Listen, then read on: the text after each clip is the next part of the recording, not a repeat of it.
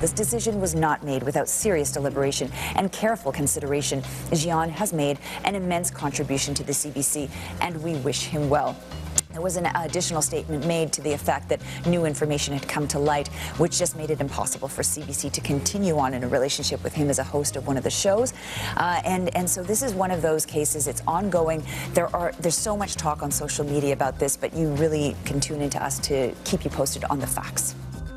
Welcome back to Byline. I'm Brian Lilly. The state broadcaster reporting on the firing of one of their own, Ghomeshi, the popular radio host let go by CBC after it said it received information that precludes it from continuing his employment. Yesterday, Ghomeshi filed a lawsuit alleging the public broadcaster misused personal information he provided in confidence.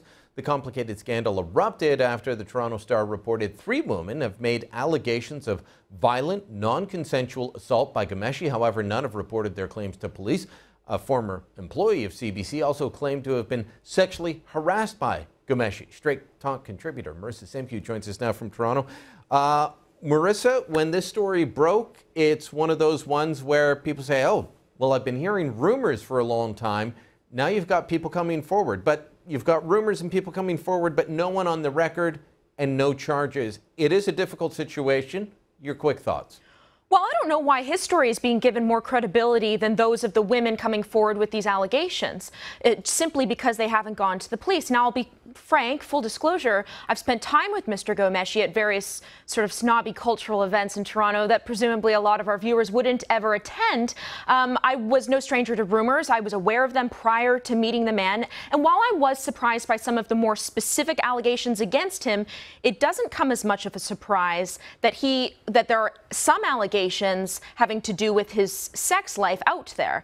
So that's what I'll say is I'm familiar with these rumors, and that's why it didn't come as much of a surprise.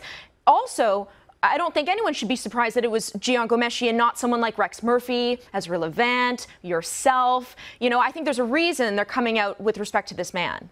I was quite surprised that it was the Toronto Star. Now, I have spoken to people who wish to remain anonymous in the past and had come forward, made allegations, but in offering no proof and not with a documented effort the way the Star did, I just simply wasn't able to go forward with the story. But I have been contacted by people making similar allegations. But you can't just go forward with allegations and nothing to back it up. But when he posted on Facebook and said, well, it's my private life, it's nobody's business, but here's all kinds of details, it gave the Star an opening to say, here's what we've been working on, here's what we know. And I think that a lot of people need to really let that sink in. Gian Ghomeshi took to his Facebook page and confessed to being aroused by violence.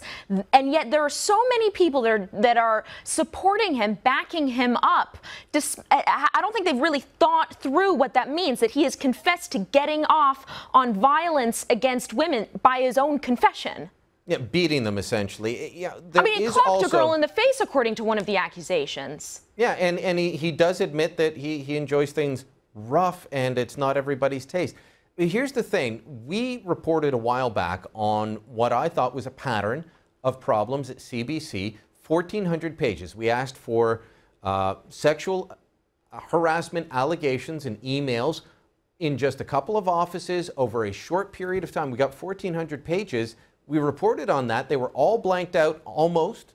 One of them said, I'm sorry, I can't remember all the details. There's so many cases involved. And here is what Hubert Lacroix said, the president of CBC, when presented with that story. The story that has been made up is kind of substantially and significantly misleading from the information that you obtained. All right, Marissa, we've only got a few seconds left. I want to put it to you. If Hubert Lacroix goes to a parliamentary committee, he's immune from anything happening in a lawsuit. I think you should come forward and admit there's a bigger problem at CBC. Well, I think that there's a reason they're trying to hide this. I mean, what comes to mind is the one poor woman that worked at the CBC who came forward, said she went to her union head, who then went to her boss and was essentially rebuffed, told, what can you do to make the situation at work less toxic? I think that there are a lot of problems having to do with the CBC. Obviously, a lot of questions that need answers. Not sure if we'll get that from Hubert Lacroix, though. All right, Marissa, thanks so much. Thanks, Brian.